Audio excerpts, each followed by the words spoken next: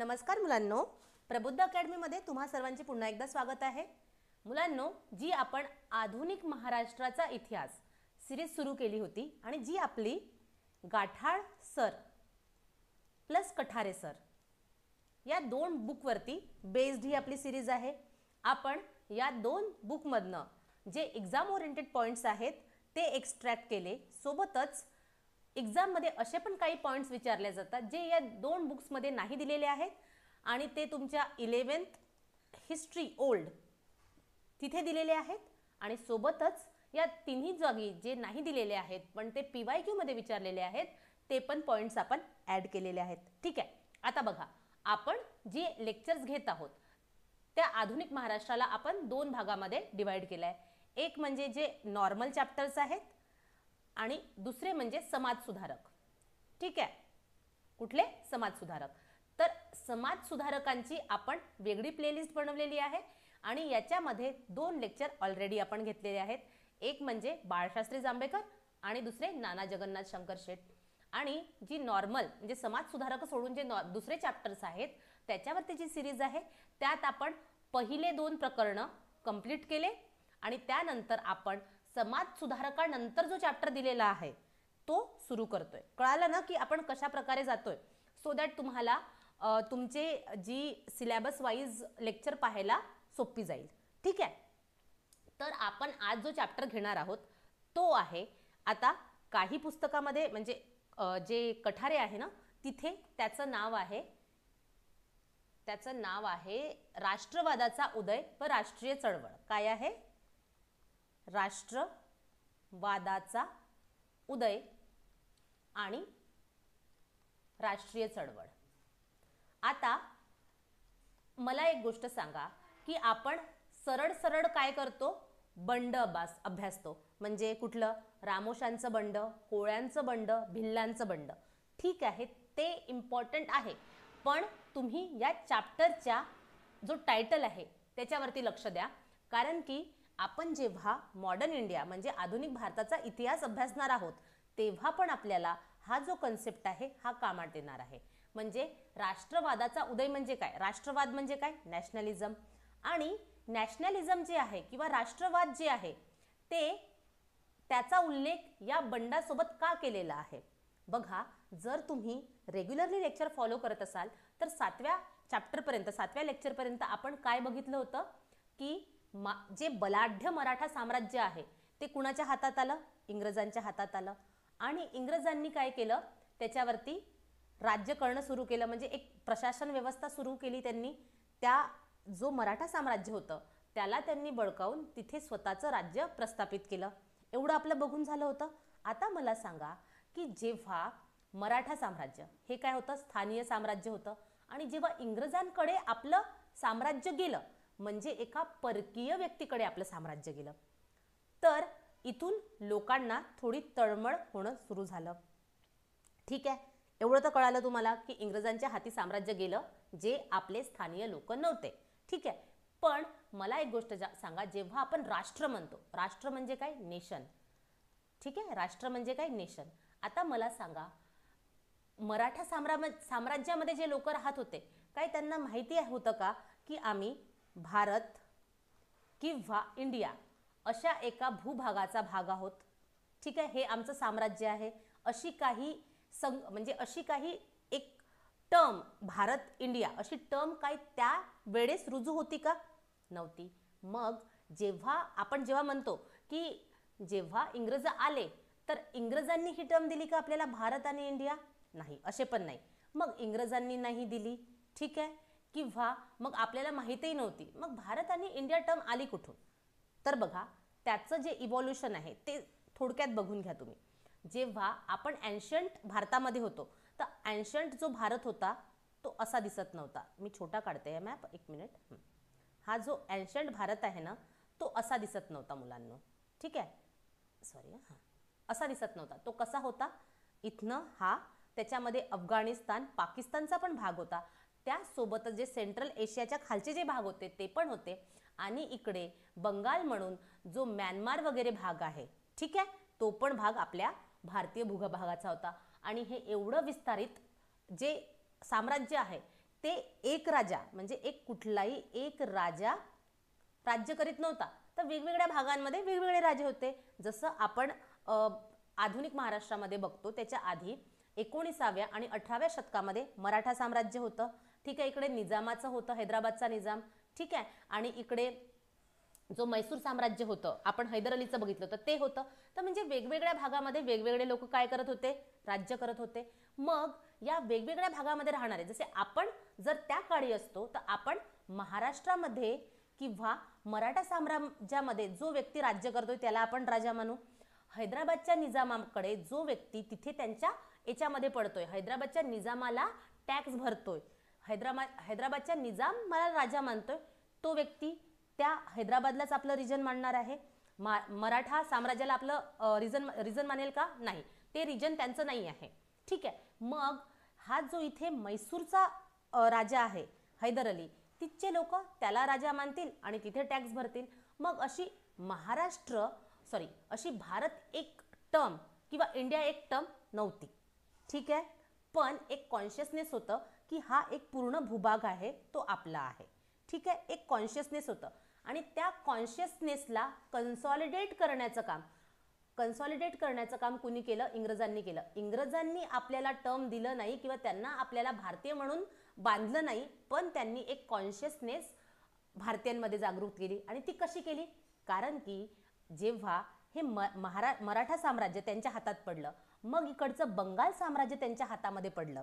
ठीक आहे, इकडे मराठा साम्राज्य त्यांच्या हातात पडलं, इकडे बंगालचं, इकडे हैदर अली मैसूरचं पण, आणि हैदराबादचा निजाम. तसेच हळूहळू त्यांनी पूर्ण इंडियाला काय केलं? काबीज केलं. हे माहिती आहे तुम्हाला की मराठा साम्राज्यच नाही तर पूर्ण इंडिया त्यांनी हळूहळू काबीज केला. आणि जेव्हा त्यांनी इंडिया काबीज केला तर आता इथे वेगळा राजा, इथे वेगळा राजा असं काही आहे का? नाही. पूर्ण भारत काय करतोय? एकच व्यक्ती काय करतोय? सांभाळतोय. म्हणजे तिथे एकच प्रशासन स्थापित झालं. ते कुठलं प्रशासन होतं? इंग्रजांचं प्रशासन होतं. आणि हे जे इंग्रजांचं प्रशासन होतं ते एका स्थानीय व्यक्तीचं होतं का? नाही. एक मिनिट, मला एक स्लाइड ऍड करू द्या.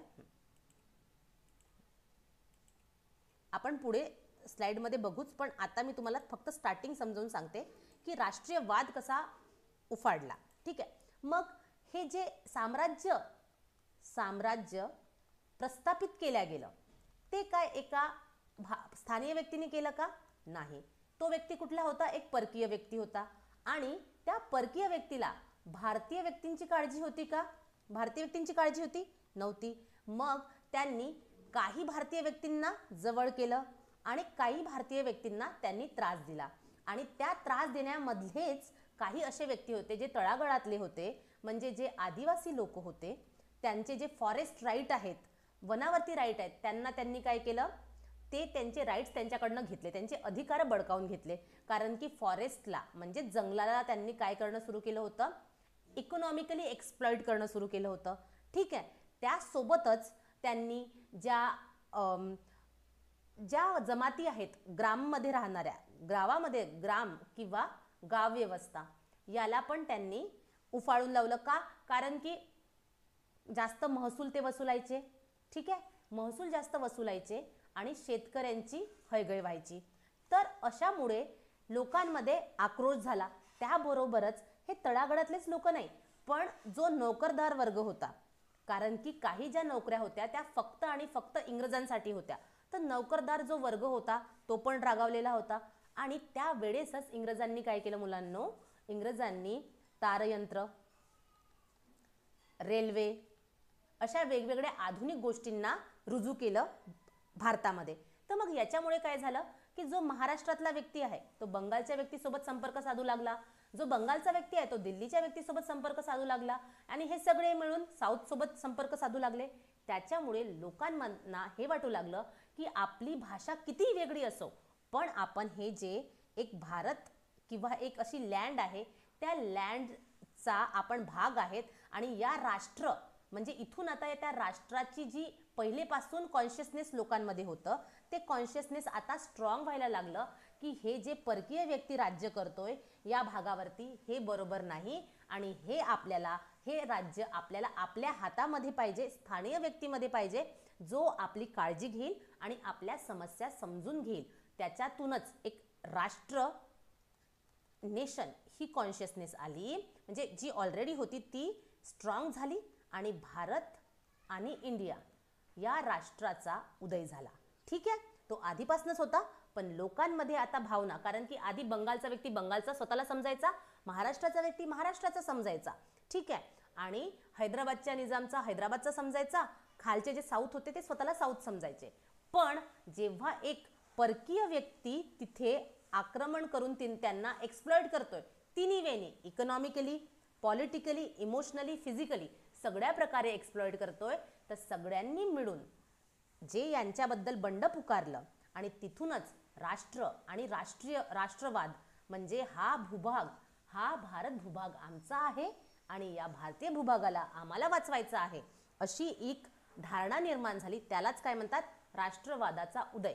आधी आपण फक्त मराठा साम्राज्य किंवा बंगाल साम्राज्य किंवा मुघल साम्राज्य याच्यापर्यंतच सीमित होतो, पण आता आपल्याला कुणाला वाचवायचं आहे, या भारताला वाचवायचं आहे.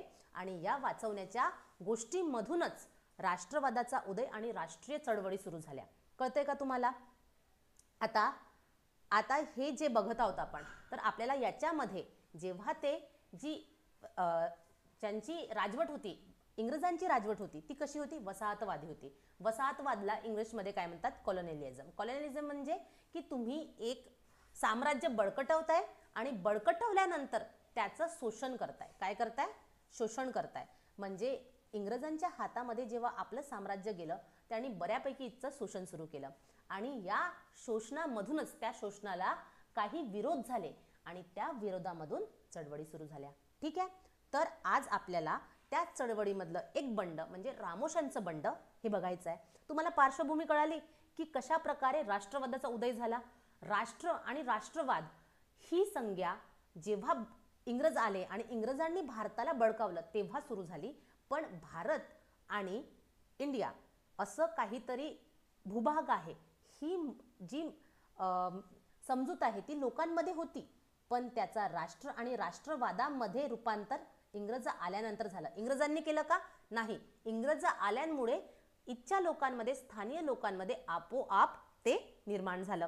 ठीक आहे, आता बघा, आपण बघितलं होतं 4 जून 1818ला जो दुसरा बाजीराव आहे त्यांनी काय केलं, आपलं साम्राज्य जॉन माल्कमला धुडकोट इथे दिलं. का? कारण की बाजीरावला पळवत सुटलं होतं कुणी, इंग्रजांनी, आणि पूर्ण मराठा साम्राज्य त्यांच्या हातामध्ये गेलं होतं आणि बाजीरावनी पळवाट काढली होती आणि त्या पळपुट्या बाजीरावचा पाठलाग जॉन माल्कम करत होता आणि पाठलाग करता करता धुडकोट या गावामध्ये त्याला पकडल्या गेलं आणि तिथे हे बघा, बाजीराव आणि हा आहे जॉन माल्कम, त्यांनी इथे धुडकोटला काय केली, शरणागती पत्कारली. आणि हे डिटेलमध्ये आपण आधीच्या चॅप्टर्समध्ये बघितलेलं आहे, तर तुम्ही नसेल बघितलं तर ते जाऊन बघा. ठीक आहे, आणि त्यानंतर हे जे मराठा साम्राज्य आहे, बलाढ्य मराठा साम्राज्य कुणाच्या हातामध्ये गेलं, इंग्रजांच्या. आणि जो भव्य दिव्य हे होता, काय म्हणते, एक भव्य शनिवार वाडा होता, त्या भव्य शनिवार वाड्यावरती बाळाजी पंत नातूंनी काय फडकवला मुलांनो, युनियन जॅक फडकवला. युनियन जॅक आपल्या मराठा साम्राज्याचा जो भगवा झेंडा होता तो खाली पाडला गेला आणि तिथे युनियन जॅक फडकवल्या गेल्या आणि तो पण एका महाराष्ट्रीयन व्यक्ती म्हणजे बाळाजी पंत नातू यांनी फडकवला. आता हे मी का बरं सांगते, का? कारण की आपल्या भारतीयांची, ठीक आहे, पहिलेपासून एक सवय आहे आपल्याच लोकांना काय देणं, आपल्याच लोकांना धोका देणं. आणि याच्यामध्ये पण बघा, जेवढे पण बंड झालेले आहेत, तर बंड करते सापडल्या का बरं गेले, कारण की आपल्या लोकांनी, त्यांच्या जवळच्या लोकांनीच काय केला, त्यांच्यासोबत विश्वासघात केला. ठीक आहे, कळतंय? आता बघा, जेव्हा 1818ला काय झालं, महाराष्ट्रावर ब्रिटिश इंडिया कंपनीची सत्ता आली, ती 1857 पर्यंत चालली. मग आपण असं का बरं म्हणतो की ते 1857 पर्यंत चालली? काय 1857 पर्यंतच इंग्रज भारतात होते का? नाही, इंग्रज भारतातून 1947ला गेले. ठीक आहे, मग आपण 1857 पर्यंतच ईस्ट इंडिया कंपनीची सत्ता महाराष्ट्रावर का बोलतोय? कारण की 1857 नंतर ब्रिटिश ईस्ट इंडिया कंपनीची सत्ता नव्हती, डायरेक्ट ब्रिटनच्या राणीची सत्ता 1857च्या उठावानंतर भारतामध्ये प्रस्थापित झाली आणि त्याचसोबत महाराष्ट्रावर पण प्रस्थापित झाली आणि ती 1947 पर्यंत चालली. म्हणजे लक्षात घ्या, 1857 पर्यंत फक्त आणि फक्त ब्रिटिश ईस्ट इंडिया कंपनीची सत्ता होती आणि ती नंतर राणीच्या हातात गेली. म्हणजे असं म्हणू शकता तुम्ही की जो ब्रिटन आहे तो आपल्यावरती डायरेक्टली रूल करायला लागला. कळालं इतकं? चला आता बघा, जेव्हा ब्रिटिश सत्ताच नाही, कुठली पण परकीय सत्ता येते, कारण की आपल्या लोकांना काय असतं, आपल्या लोकांसोबत आपुलकी असते. म्हणजे जेव्हा मराठा साम्राज्य कुणाकडे गेलं होतं, इंग्रजांकडे गेलं होतं, तर तेव्हा आपण आधीचे चॅप्टर घेतले तेव्हा आपण बघितलं होतं की एल्फिस्टननी मराठ्यांचा आक्रोश कमी करण्यासाठी त्यांना एक पिल्लू पकडवून दिलं होतं. ते म्हणजे काय, की आम्ही छत्रपतींना, म्हणजे आम्हाला शिवशाही नष्ट करायची नाही आहे, आम्हाला शिवशाही सुरू ठेवायची आहे, म्हणून आम्ही छत्रपतींना साताऱ्याची गादी देतोय. आणि छत्रपतींसोबत दुर्व्यवहार करणारा कोण आहे, बाळाजी बाजीराव आहे, त्याला आम्ही काढतोय. कोण आहे, सॉरी, बाजीराव दुसरा आहे, त्याला आम्ही सत्तेवरनं काढतोय आणि शिवशाहीला आम्ही सुरू करतोय. त्याच्यामुळे काय झालं होतं, मराठे न्यूट्रलाइज झाले होते आणि सोबतच त्यांना लष्करामध्ये पण रुजू केलं होतं. ठीक आहे. आणि दुसरी गोष्ट म्हणजे जो ब्राह्मण वर्ग होता तो पण काय करू शकत होता, बंड करू शकत होता. तर यांना देखील काय केलं, यांची जी दक्षिणा फंड होती, ठीक आहे, यांची जी दक्षिणा होती त्याच्यासाठी एक दक्षिणा फंड काढलं आणि त्यांच्या दक्षिणा त्यातनं सुरू ठेवल्या. कुणी, एल्फिस्टननी. त्याच्यामुळे आपल्याला मराठ्यांचा आणि ब्राह्मणांचा सुरुवातीला त्यांना विरोध दिसणार नाही, पण जेव्हा आपल्याला कोण व्यक्ती कितीपर्यंत मूर्ख बनवू शकतं याची पण काही लिमिट असते. नंतर लोकांना कळायला लागलं तर नंतर तुम्हाला मराठ्यांचा आणि ब्राह्मणांचा देखील काय मिळेल, सहभाग मिळेल आंदोलनांमध्ये. पण सुरुवातीला तुम्हाला तळागाळातले लोकच काय करताना दिसतील, आंदोलनं करताना दिसतील. ठीक आहे. मग आपण काय बघतोय की ब्रिटिश सत्तेविरुद्ध वेगवेगळी आंदोलन झाली आणि त्याचं एक रिझन हे होतं की लोकांना हे समजायला लागलं की एक परकीय व्यक्ती, ठीक आहे, जे एका परकीय पाश्चात्य संस्कृतीचे प्रतिनिधी आहेत, कशाचे, पाश्चात्य संस्कृतीचे प्रतिनिधी आहेत, त्यांनी भारतावरती काय केलंय, राजकीय वर्चस्व स्थापन केलंय. आणि त्याच्यामुळे आपण जे स्थानिय लोक आहोत त्या स्थानिय लोकांचे सर्वस्व हिरावून घेतले आहेत, हे लोकांना समजू लागलं. ठीक आहे. आणि म्हणून जे ब्रिटिश सत्ता आहे त्यांच्याबद्दल तिरस्काराची भावना लोकांमध्ये निर्माण झाली. हे एक कारण होतं की एक पाश्चात्य संस्कृती आपल्यावरती काय करते, वर्चस्व दाखवते. त्यानंतर दुसरं कारण होतं की जे ईस्ट इंडिया कंपनी होती त्यांनी काय केलं, आर्थिक शोषण सुरू केलं. अरे ते आलेच होते व्यापार करायला, आलेच कशासाठी होते, व्यापार करायला. आणि व्यापार करता करता तर त्यांनी भारतीयांना मूर्ख बनवून त्यांचं शोषण केलंच, पण जेव्हा सत्ता प्रस्थापित केली तर त्यांच्या हातामध्ये डायरेक्ट महसूल अधिकार गेले, शेतीचे अधिकार गेले, त्यांच्या हातामध्ये जो आपला व्यापार असतो व्यापाराचे अधिकार गेले. आणि यांनी खूप चांगल्या रीतीने काय केलंय, भारताचं आर्थिक शोषण केलंय. तुम्ही खूप सारे डिबेट बघत असाल, जे शशी थरूर असतात, ठीक आहे, शशी थरूर आहेत किंवा दुसरे इकॉनॉमिस्ट आहेत, आपले जयशंकर आहेत, ठीक आहे, जे आपले फॉरेन मिनिस्टर आहेत, त्यासोबतच आपले जेवढे पण डिबेट करणारे लोक आहेत नेहमी सांगत असतात की ब्रिटननी भारताचं कशा प्रकारे आर्थिक शोषण केलं आणि भारताची अर्थव्यवस्था तहस नहस केली. हे नेहमी लोक बोलत असतात. हे तुम्हाला माहिती असायला पाहिजे की भारताचं आर्थिक शोषण करून भारताची जी अर्थव्यवस्था होती, जी सेल्फ सफिशियंट होती, ज्याला काय म्हणतात, सेल्फ सफिशियंट होती, सेल्फ सस्टेनेबल होती, तिला त्यांनी काय केलं होतं, तिला ध्वस्त केलं होतं. ठीक आहे. मग आर्थिक शोषण आणि दुसरं पाश्चात्य संस्कृतीचं वर्चस्व प्रस्थापित करणं, यामुळे लोकांमध्ये काय झाला, आक्रोश झाला. तिसरी गोष्ट की जेव्हा ब्रिटिशर्स आले तेव्हा आपण बघितलं होतं की 1813ला सुरुवातीला तर त्यांनी मिशनऱ्यांना परमिशन नव्हती दिली, पण 1813ला रेग्युलेटिंग ॲक्टनी 1813ला इंडियन कौन्सिल ॲक्ट आला होता, इंडियन कौन्सिल ॲक्टनी काय केलं, जे मिशनरी आहेत त्यांना परमिशन दिली भारतामध्ये त्यांच्या धर्माचा प्रसार करण्याची. मग ते आपल्या धर्माचा प्रसार तर करूच लागले, पण सोबत हे पण सांगू लागले की तुमची जी परंपरा आहे, तुमची जी संस्कृती आहे, भारतीय संस्कृती, ती आमच्या ख्रिश्चन संस्कृतीपेक्षा कशी मागासलेली आहे, तुमच्या ज्या सामाजिक रूढी प्रथा आहेत, परंपरा आहेत, त्या कशा खराब आहेत किंवा त्याच्यामुळे म्हणजे त्याच्यावरती टीका करणं सुरू केलं. मग त्या टीकास्त्रामुळे जे स्थानिय लोक आहेत त्यांच्यामध्ये आक्रोश झाला. आता मला सांगा, तुम्हाला आता पण येऊन जर कुठले पण व्यक्ती सांगतील की तुम्ही जो धर्म पालन करताय तो चुकीचा आहे, तर तुम्हाला चीड येणार आहे. ठीक आहे. मग तीन आतापर्यंत काय बघितलं आपण, पहिला म्हणजे त्यांचं पाश्चात्य संस्कृतीचं वर्चस्व सांगणं, दुसरं म्हणजे आर्थिक शोषण करणं, तिसरं म्हणजे स्वतःच्या धर्माचा प्रसार करणं आणि आपल्या धर्माला खालचं लेखणं. त्यामुळे आणि त्याच्यासोबतच मराठा सत्तेच्या रासामुळे काही लोक संतप्त झाले होते, कारण की जेव्हा मराठी सत्तेचा राज झाला आणि त्यांच्या हातामध्ये, इंग्रजांच्या हातामध्ये साम्राज्य गेलं, तर खूप सारे संस्थानिक होते, त्यांना त्यांच्या संस्थानापासून दुरावलं गेलं होतं. ठीक आहे. आणि हे जे संस्थानिक होते त्यांनी पण जे तळागाळातले लोक होते, जसे रामोशी, भिल्ल, कोळी, हे जे तळागाळातले लोक होते त्यांच्या सोबत मिळून काय केलं मुलांनो, बंड केलं. कळतंय का तुम्हाला की मी सुरुवातीला काय म्हटलं की सुरुवातीला तळागाळातल्या लोकांनीच बंड केलं, पण नंतर जे वरच्या तबक्यातले लोक होते, जे संस्थानिक होते, जे राज्य करत होते, त्या लोकांनी देखील या लोकांसोबत हात मिळवून, म्हणजे सुरुवातीला ते झोपलेले होते, त्यांना कळालं नाही, सुरुवातीला तळागाळातल्या लोकांनाच कळालं, पण नंतर या लोकांना देखील कळालं की, एक मिनिट मागून आवाज होतोय का, इग्नोर करा त्याला. ठीक आहे. तर या तळागाळातल्या लोकांनी देखील काय केलं मुलांनो, म्हणजे तळागाळातल्या लोकांसोबत मिळून या लोकांनी देखील काय केलं, बंड पुकारलं. ठीक आहे. आता ते आपण बघणारच आहोत सोबत सोबत की जो जो बघू ना, म्हणजे रामोशांसोबत कोणते संस्थानिक मिळाले होते. ठीक आहे, ते आपण या लेक्चरमध्ये बघणार आहोत. आता बघा, आपण बघतोय की जे आधीचे लोक होते, जे तळागाळातले लोक होते, जेव्हा आपल्या स्थानीय व्यवस्था होत्या ते स्वतंत्ररित्या जगत होते, त्यांना सोसायटीमध्ये म्हणजे समाजामध्ये खूप सारे अधिकार होते आणि ते स्वतंत्ररित्या त्यांना फ्रीडम होतं आणि ते त्या प्रकारे आपल्या सेल्फ सफिशियंट इकॉनॉमीमध्ये, म्हणजे जी सेल्फ सस्टेनेबल होती, जी स्वतःला काय करत होती, गव्हर्न करत होती, अशा ग्रामीण व्यवस्थेमध्ये ते जगत होते. पण ब्रिटिशांनी आले, त्यांनी दुसरे धोरण लावले, ग्राम व्यवस्था उफाळून लावली, त्यामुळे या लोकांचे राईट्स काय झाले किंवा अधिकार काय झाले, त्यांचं हनन झालं. त्यांचे राईट्स त्या लोकांनी बळकावून लावले, त्यांच्या अधिकारांचं हनन झालं, म्हणून हे लोक सोबत येऊन त्यांनी बंड पुकारलं. आणि त्यासोबतच वासुदेव बळवंत फडके, ठीक आहे, यांना जेव्हा ब्रिटिशांनी काही अमानुष जुलमी धोरण लावले, जे समोर बघणारच आहोत आपण, कारण की ते आलेच होते इथे शोषण करण्यासाठी, तर शोषण करण्याची पण काही सीमा असते, त्या सीमेला त्यांनी काय केलं होतं, त्या सीमेचं त्यांनी उल्लंघन केलं होतं आणि ते एक अमानुष जे जुल्म आहेत ते इथच्या स्थानिक लोकांवरती करत होते.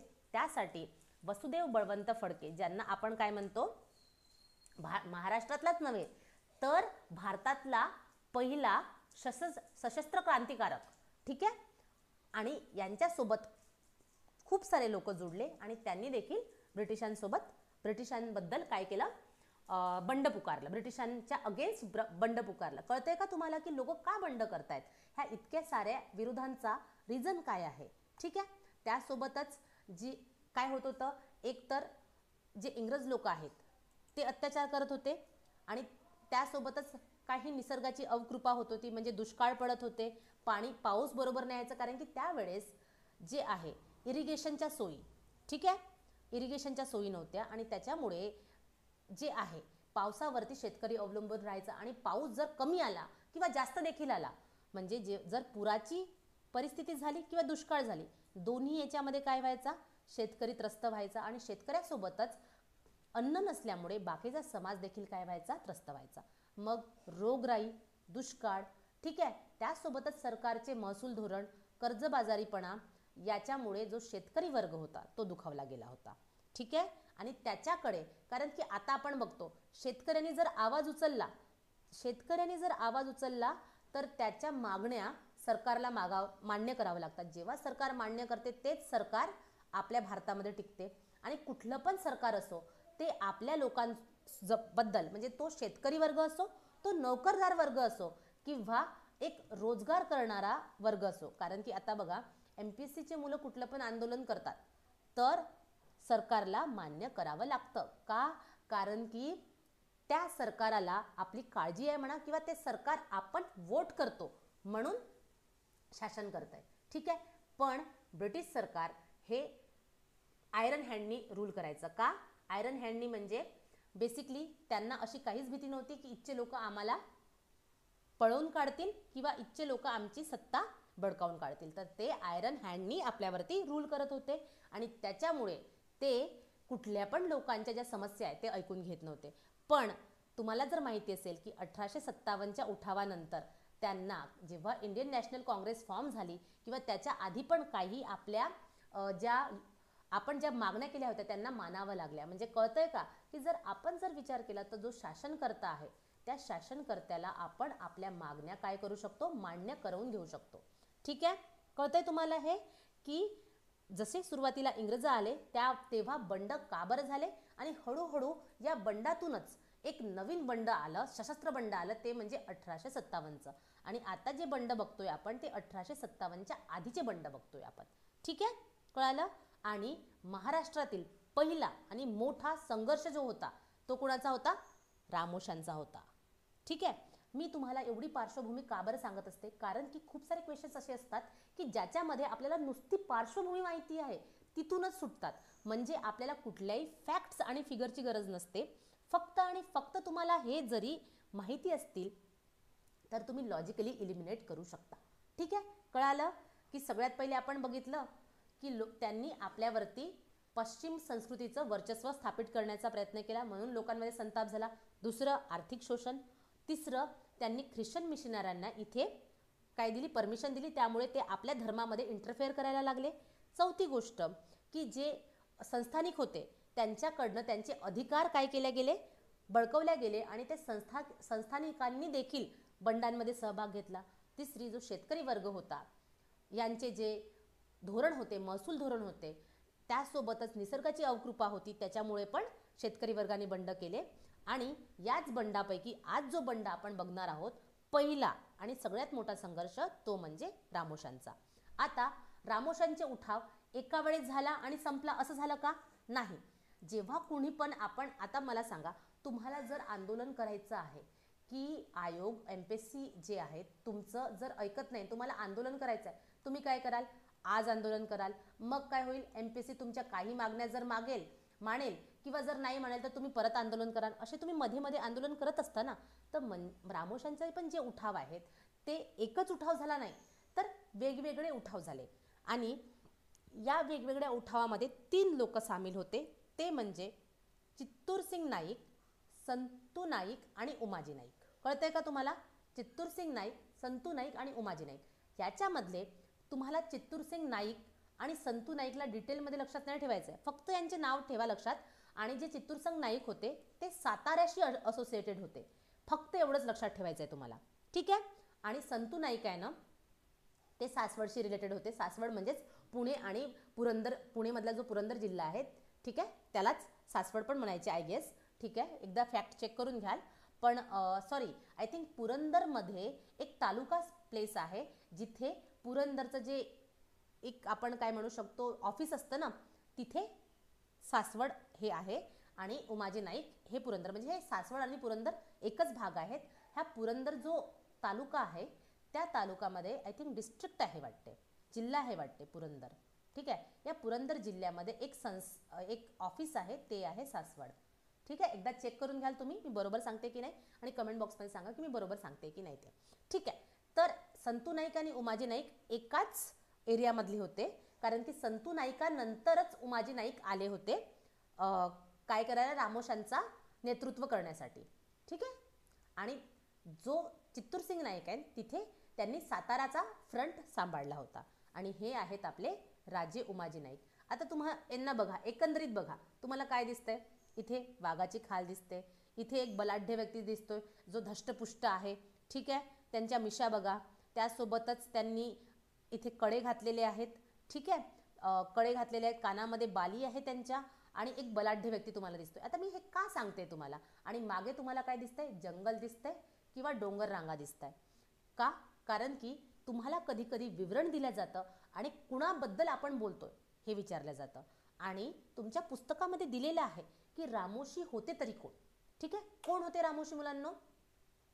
आता मी वर चित्र दाखवलं तुम्हाला की रामोशी जे लोक होते ते प्रामुख्याने महाराष्ट्रात आढळतात. आता आपण असं का बरं म्हटलेलं आहे की ते प्रामुख्याने महाराष्ट्रात आढळतात? प्रामुख्याने म्हणजे मेजरली ते महाराष्ट्रामध्ये आढळतात, पण काही लोक कर्नाटका भागामध्ये पण आढळायचे, म्हणून तिथे असं लिहिलेलं आहे. ठीक आहे, तर प्रामुख्याने कुठे असतात? महाराष्ट्रामध्ये. आणि ते स्वतःला काय म्हणायचे? रामवंशी म्हणायचे. पण ही जी जमात होती, रामोशी जमात, ही रानामध्ये राहणारी होती. तर काही लोक त्यांना रामवंशी पण म्हणतात, म्हणजे रामाचे वंशज, आणि काही लोक त्यांना काय म्हणतात, राणवंशी पण म्हणतात, रानामध्ये वास करणारे. ठीक आहे. म्हणूनच आपण वरती चित्र बघितलं की मागे जंगल आहे आणि समोर आपले राजे उमाजी नाईक काय आहेत, उभे आहेत. ठीक आहे. आणि ही काय करत, हे लोक रानात राहत असत. ठीक आहे. आणि जंगलमध्ये राहिल्यामुळे कसे असायचे ते लोक, बलाढ्य असायचे. ठीक आहे. उंच बांधेसुद्धा लोक असायचे आणि त्याच्यामुळे जशी त्यांची शरीरयष्टी होती तशा प्रकारचेच त्यांचे काय होते, व्यवसाय होते. काय व्यवसाय करायचे मुलांना होते, ते एक तर शेती करायचे और पशुपालन करायचे, यासोबतच ते किल्ल्यांचा बंदोबस्त पण करायचे. तुम्हाला जर माहिती असेल तर शिवशाहीमध्ये ठीक आहे, शिवशाहीमध्ये महाराजांनी काय म्हटलं होतं आपल्याला, आपल्या शिवाजी महाराजांनी, की मला रयतेचा राजा बनायचा आहे. ठीक आहे. रयतेचा राजा म्हणजे मला एक काय करायचं आहे, हिंदवी स्वराज्य उभं करायचं आहे. आणि हिंदवी स्वराज्यामध्ये काय राहील, कुणाचं राज्य राहील, रयतेचं राज्य राहील. आणि त्याचीच सुरुवात त्यांनी आपल्या सुरुवातीच्या राज्यापासून केली होती, जेव्हा ह्या तळागाळातल्या लोकांना त्यांनी किल्ल्याचा बंदोबस्त दिला होता. आणि त्यांचे किल्ल्याचा बंदोबस्त आणि पहारेकरीचं काम हे रामोशींच्या हातामध्ये होतं. आणि हे बलाढ्य लोक, कारण की बघा, एका किल्ल्याची पाहणी करणं सोपं नसतं, त्याच्यासाठी खूप धष्टपुष्ट व्यक्ती लागत असतो. आणि हे जे रामोशी होते ते काय करायचे, आपल्या शिवाजींच्या किल्ल्यांची काय करायचे, बंदोबस्त करायचे. कळतंय तुम्हाला काय काय काम करायचे ते, एक तर शेती करायचे, पशुपालन करायचे, त्यासोबतच मेन काम त्यांचं होतं किल्ल्यांचा बंदोबस्त व त्याचा पहारा देणं. ठीक आहे. त्यासोबतच ते काय करायचे, महसूल गोळा करण्याचं पण काम करायचे. आणि आपले जे राजे होते उमाजी नाईक, त्यांचे वडील या पुरंदर किल्ल्याच्या बंदोबस्तामध्येच रुजू होते. आणि सोबतच राजे उमाजी नाईकांसोबतच हे काम 12 वर्षापासून जे दादोजी नाईक आहेत, उमाजी नाईकांचे वडील, त्यांच्यासोबतच आपले उमाजी देखील आहेत, ते 12 वर्षापासून या किल्ल्यांचा काय करत होते, बंदोबस्त करत होते. कळतंय का तुम्हाला की रामोशांचं काम काय होतं, रामोशी कुठे वास करायचे. आणि त्यासोबतच त्या रामोशांमधील ज्यांना आपल्याला अभ्यास आहे, दादोजी हे काय होते, आपल्या उमाजी नाईकांचे वडील होते. त्यांच्यासोबतच आपले जे उमाजी नाईक आहेत, यांचं जे मेन काम होतं ते होतं किल्ल्याचा बंदोबस्त आणि पहारेकरी म्हणून काम बघणं. आणि हे जो पुरंदरचा किल्ला आहे, ठीक आहे, पुरंदरच्या किल्ल्याची पाहणी करायची. ठीक आहे. आणि आता हे जे रामोशी लोक आहेत ना, ते काय करायचे, एक शोरापूरचं संस्थान होतं. मी तुम्हाला पुढे मॅपमध्ये दाखवणार आहे की हे कर्नाटकामध्ये होतं. ठीक आहे. कर्नाटकामध्ये होतं. आणि रामोशी लोक या शोरापूरच्या राजाला आपला प्रमुख मानत आणि आपल्या पुढे मागे नाईक सरनेम लावायचे, नाईक आडनाव लावायचे. आणि तुम्हाला माहिती असेल तर जे शोरापूरचं जे संस्थान होतं त्या राजाचं देखील आडनाव किंवा मागचं नाव काय होतं, नाईक होतं. ठीक आहे. कळतंय. हां. आता बघा, हा जो पुणे जिल्हा आहे, पुणे जिल्ह्यातील पुरंदर, भोर, दौंड, मुळशी, मावळ या सगळ्या म्हणजे पूर्ण पुणे जिल्ह्यामध्येच काय होता, कुणाचा वास होता, रामोशी लोकांचा. आता हा मॉडर्न पुणे जिल्हा आहे. त्यावेळेसचा पुणे जिल्हा थोडासा वेगळा असेल, पण मला तुम्हाला पुरंदर आणि भोर दाखवायचं होतं म्हणून मी हा मॅप आणलेला आहे. बघून घ्या पुरंदर आणि भोरला. आणि हा बघा, हा आहे आपला भव्य दिव्य महाराष्ट्र. आणि या भव्य दिव्य महाराष्ट्राच्या एका टोकावरती आहे पुणे. आणि या पुणेमध्ये इथे पुरंदर आणि इथे भोर संस्थान आहे. त्यासोबतच साताऱ्यामध्ये कोण होते, चित्तूरसिंग नाईक होते. सातारा, सोलापूर, सांगली, कोल्हापूर आणि या भागामध्ये देखील, ठीक आहे, या भागामध्ये देखील रामोशांचं काय होतं, रहवासी होते. तुम्हाला माहिती पाहिजे मुलांनो, तुम्ही सांगू शकत नाही की आयोग कसा प्रश्न विचारेल. आयोग इतिहासामध्ये जॉग्राफिकल क्वेश्चन पण विचारू शकतो की त्यांचा वास कुठल्या क्षेत्रामध्ये होता. ठीक आहे. आणि हे बघा, आपला हा जो महाराष्ट्र आहे, या महाराष्ट्राच्या खाली हा कर्नाटक संस्थान आहे. आणि या कर्नाटक संस्थानामध्येच म्हणजे कर्नाटकामध्येच एक शोरापूरचे राजा होते, ज्यांनाच काय म्हणायचे हे लोक, जे रामोशी लोक होते ते आपला राजा म्हणून त्यांना मानायचे. आणि नाईक ही जी आहे मागे संज्ञा लावायचे. ठीक आहे. आता आपल्याला बघायचं आहे आपल्या राजे उमाजी नाईकला. तर राजे उमाजी नाईक आहेत ना, त्यांचा जन्म जो आहे तो कुठे झाला, पुरंदरमध्येच एक भिवरी म्हणून गाव होतं. वरती जे मॅपमध्ये आपण पुरंदर बघितलंय ना, तिथे भिवरी म्हणून एक गाव होतं. तेव्हा 1791 मध्ये यांचा जन्म झाला. आणि हे अवघे 12 वर्षाचे किंवा 11 वर्षाचे होते, आय थिंक 11 वर्षाचे असतानाच काय झाला, दादोजींचा मृत्यू झाला. दादोजी म्हणजे त्यांचे वडील. ठीक आहे.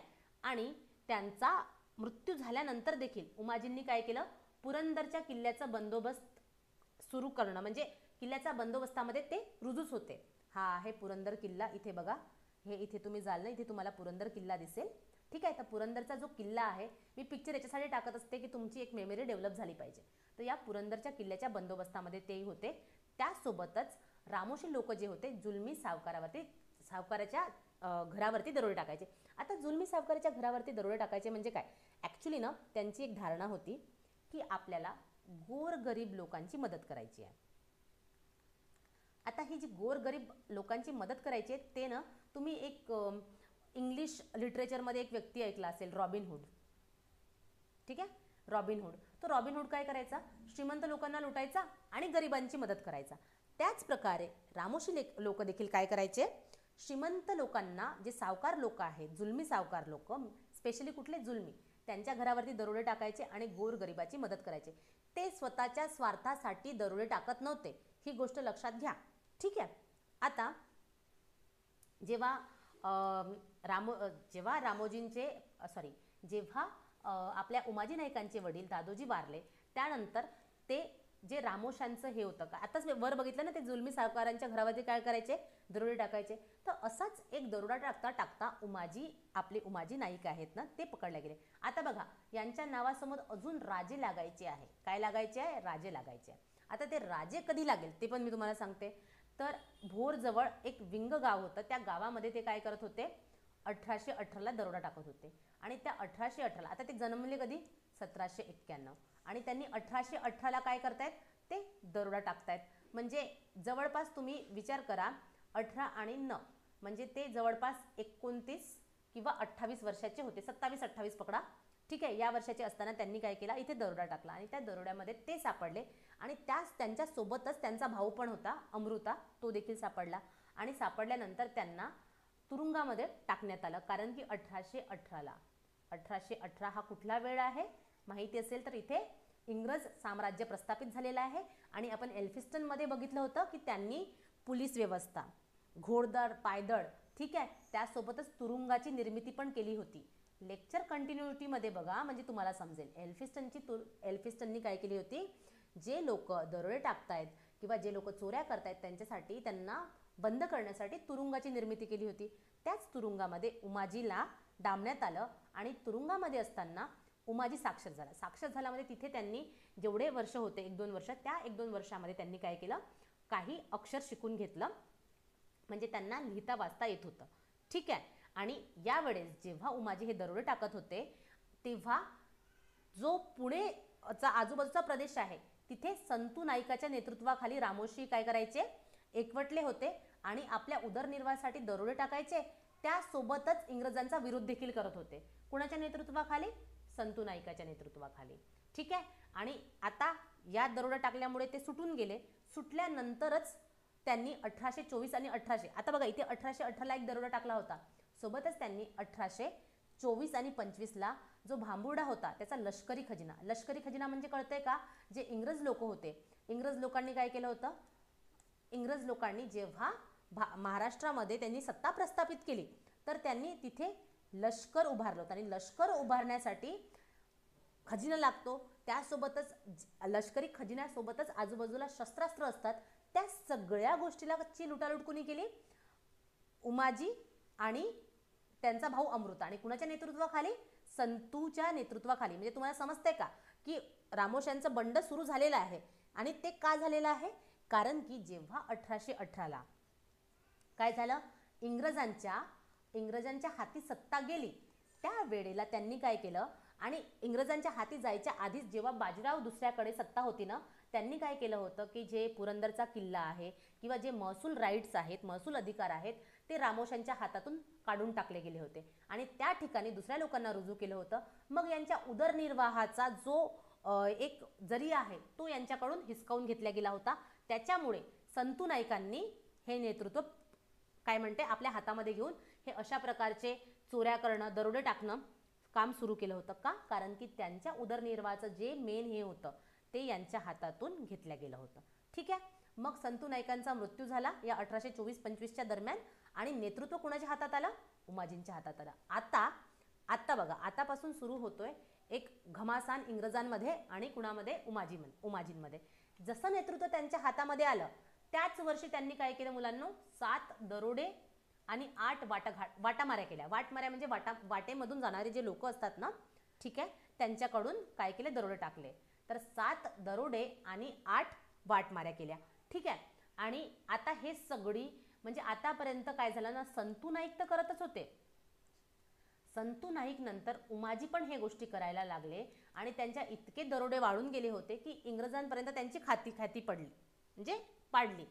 तर इंग्रजांनी काय म्हटलं की जे उमाजी आहेत आणि त्यांचे साथीदार कोण आहेत, पांडुजी, यांना जर कुठला व्यक्ती जर पकडून देत आहेत तर त्यांनी 100 रुपयांचा इनाम घोषित केला. आता तुम्ही आत्ताच्या 100 रुपयांनुसार या 100 रुपयांना बघू नका. त्या काळी 100 रुपये म्हणजे भरपूर यायचे. आता हा कुठला काळ आहे, 1824-25चा. जी माझी आजी आहे ना, ती या खूप नंतरची आहे. म्हणजे तुम्ही विचार करा, 1890ची माझी आजी आहे किंवा 1895ची माझी आजी आहे. तर माझी आजी सांगायची की त्यांना 1 रुपयामध्ये जे सोन्याच्या जरीचं लुगडं असतं ना, ते मिळायचं त्यांना. ठीक आहे. मग तुम्ही विचार करा की 1824मध्ये जेव्हा सोन्याच्या जरीचं लुगडं 1 रुपयामध्ये या काळी मिळतंय आणि 10 रुपयाचं सोनं खूप सारं मिळायचं, तर या काळी या 100 रुपयाला किती किंमत असेल लावू शकता तुम्ही. ठीक आहे. किंवा जर क्युरियस असाल तर जे इन्फ्लेशन जे ॲडजस्टेड कॅल्क्युलेटर असतं ना, त्यात पण तुम्ही चेक करू शकता. तर 100 रुपयाचा सुरुवातीला इनाम दिला. आता हे 100 रुपयावरती मी स्ट्रेस का देत आहे की उमाजी किती महत्त्वाचे झाले, त्यांचा बंड हुलकावून लावणं हे इंग्रजांसाठी किती महत्त्वाचं झालं की या 100चं शेवटी 10,000 ही जी प्राईज आहे, या प्राईजचा इनाम त्यांच्या डोक्यावरती घोषित करण्यात आला. कळतंय. सुरुवातीला त्यांना वाटलं की आम्ही हे छोटे मोठे बंडकर्ते आहेत, यांना आम्ही दाबून लावू. पण या जाहीरनाम्याचा काही फायदा झाला नाही, कारण की लोकांना कळून आलं, म्हणजे इंग्रजांना कळून आलं की लोक काय आहेत, उमाजी नाईकाच्या बाजूनी आहेत. आता तुम्ही जर जे उमाजी नाईक दरोडे टाकतायत, जे उमाजी नाईक बंड करतायत, याला जर तुम्ही एक दरोडेखोर आणि चोर म्हणून बघत असाल तर चुकीचं आहे. का? आता मी तुम्हाला एक छोटीशी स्टोरी सांगते. तुम्ही जर भारताचा आधुनिक इतिहास वाचला तर त्याच्यामध्ये तुम्ही वाचलं असेल स्वदेशी मुवमेंट. ठीक आहे. त्या स्वदेशी मुवमेंटमध्ये जे एक महत्त्वाचे व्यक्ती होते, ठीक आहे, त्या महत्त्वाच्या व्यक्तीने तुम्हाला जर माहिती असेल तर चहाड आणि जहाल, ठीक आहे, आय थिंक मवाड आणि जहाड, ठीक आहे, मवाड आणि जहाड म्हणजेच मॉडरेट आणि एक्स्ट्रीमिस्ट असे लोक आपण शिकतो. तर त्याच्यामधले जे एक्स्ट्रीमिस्ट आहेत त्याच्यामध्ये एक व्यक्ती होते. ठीक आहे. त्या व्यक्तीने म्हटलं होतं, मी तिथे तुम्हाला शिकवेलच, पण त्या व्यक्तीची एक आयडियोलॉजी सांगते मी. त्या व्यक्तीने काय म्हटलं होतं की आपल्याला अशा प्रकारे एक आंदोलन करायचं आहे की आपल्याला काय करायचं आहे, इंग्रजांचं जे ॲडमिनिस्ट्रेशन आहे, इंग्रजांचं जे प्रशासन आहे ते पॉसिबलच नाही झालं पाहिजे. म्हणजे मग आपल्याला काय करायचं आहे, इंग्रजांचं प्रशासन आपल्याला पॉसिबल नाही करायचं आहे, तर इंग्रजांच्या नोकरीमधून आपल्याला राजीनामा द्यायचा आहे. ठीक आहे. किंवा इंग्रजांचं प्रशासन सुरळीतपणे नाही चाललं पाहिजे, त्यासाठी आपल्याला आपल्या देशी वस्तू काय करायच्यात, यूज करायच्यात. मग मला सांगा, उमाजी ते काय करण्याचा प्रयत्न करतायत, इंग्रजांचं जे प्रशासन आहे, ठीक आहे, दरोडे घालून किंवा त्यांचा लष्करी खजिना लुटून काय करण्याचा प्रयत्न करतायत की इंग्रजांचं जे प्रशासन आहे ते अशक्य करण्याचा प्रयत्न करतायत, की इंग्रजांना इथे प्रशासन करता आलंच नाही पाहिजे, त्यांच्या नाकी नऊ आणण्याचा प्रयत्न कोण करतायत, उमाजी करतायत. तर तुम्ही बघू शकता हे 1824कडे चालू आहेत प्रयत्न. आणि आपलं जे आहे 1905ला झालं होतं, काय झालं होतं, स्वदेशी आंदोलन. म्हणजे 100 वर्षाहून पण जास्त वर्ष काय झालेले आहेत, नाही 100 वर्षाहून जास्त वर्ष नाही होणार, 70-80 वर्ष होतील. ठीक आहे. तर 70-80 वर्षाच्या काळानंतर लोकांना जेव्हा कळत आहे की इंग्रजांचं राज्य आपल्याला अशक्य करायचं आहे, या प्रकारे त्याच्या 70-80 वर्षा आधीच काय करतायत उमाजी नाईक, हे त्यांचं साम्राज्य अशक्य करण्याचा प्रयत्न करतायत. ठीक आहे. मग त्यांचा पहिला जाहीरनामाचा उपयोग काही झाला नाही, तर इंग्रजांनी दुसरा जाहीरनामा काढला की काय, की जो पण पहिले तर त्यांनी पैशाचं लालच दिलं. मग पैशाचं लालच जेव्हा काम केलं नाही, त्यांनी काय म्हटलं की जर कुणी व्यक्ती उमाजीला काय करेल, मदत करेल किंवा साथ देईल, तर त्याला पण काय होईल, त्याला पण देशद्रोही, ठीक आहे, घोषित करण्यात येईल. आणि काय म्हणते, त्याला खूप मोठी काय होईल, जेल होईल और त्याला पनिशमेंट दिल्या जाईल. ठीक आहे. पण आता पहिले काय केलं, त्यांनी गाजर देण्याचा प्रयत्न केला. तुम्ही एक म्हण ऐकली असेल, कॅरेट अँड स्टिक, त्यांची पॉलिसी होती कुणाची, ब्रिटिशांची. तर पहिले तर त्यांनी गाजर देण्याचा प्रयत्न केला. मग गाजराने काम नाही चाललं 100 रुपयाच्या, तर त्यांनी काय केलं, लाठीचा यूज केला. पण लाठी पण कामाला नाही आली, कारण की उमाजी नाईकांना स्थानिक लोकांचा काय होता, साथ होता. ठीक आहे. मग ते झालं. ते झाल्यानंतर जे जेजुरी आहे, सासवड आहे, पेरिचेरी आहे, भिवरी आहे, किकवी आहे, हे सगळे पुण्याच्या आजूबाजूचे भाग आहेत मुलांना, पुरंदर तालुक्यातले. ठीक आहे. तर पुरंदर जिल्ह्यातले. तर पुरंदरमधील जे हे सगळे भाग होते, त्या भागामध्ये त्यांनी प्रचंड लुटालूट सुरू केली. कारण की त्यांनी काय केले, जाहीरनामे काढले. त्या जाहीरनाम्याचा काहीच उपयोग झाला नाही. ठीक आहे. मागून जर आवाज येत असेल तर प्लीज इग्नोर. ठीक आहे. तर त्यांच्या जाहीरनाम्याचा काय झालाय, काहीच फायदा झाला नाही. आणि म्हणून त्यांची जी इंग्रजी राजवट होती, त्यांचा तो कायदा आणि सुव्यवस्था होती, ती काय झाली होती, अस्तव्यस्त झाली होती. पूर्णपणे काय झाली होती, अस्तव्यस्त झालेली होती. आणि हेच काय होतं, उमाजी नाईकांचं एम होतं. ठीक आहे. मग आता या वाटाघाटी किंवा या चोऱ्या, दरोडे हे सगळं कमी झालं पाहिजे म्हणून इंग्रज जे जेरीस येऊन गेले होते, तर त्याच्यामुळे त्यांनी काय केलं, ठिकठिकाणी पोलीस चौक्या काढल्या, घोडदळाची नेमणूक केली. ठीक आहे. आणि तिसरा जाहीरनामा काढला. डायरेक्ट 100 रुपयावरनं ते 1200 वरती आले.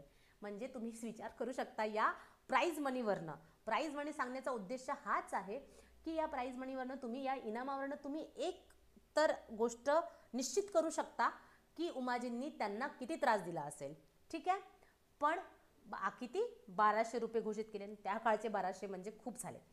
पण याचा देखील परिणाम झाला नाही. का? कारण की जे समाजात काही प्रतिष्ठित लोक होते, त्यांची साथ उमाजी नाईकांना होती. आता हे कुठले प्रतिष्ठित लोक होते, समोर बघू आपण. ठीक आहे.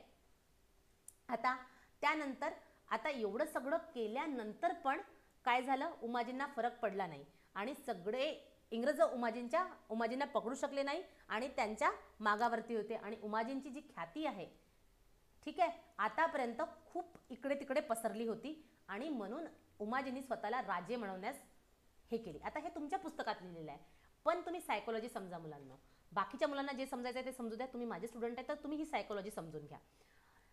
जे उमाजी नाईक होते ना, त्यांनी सगळ्यात पहिले तर जे शिवाजी राजे आहेत त्यांना आपला गुरु मानलं.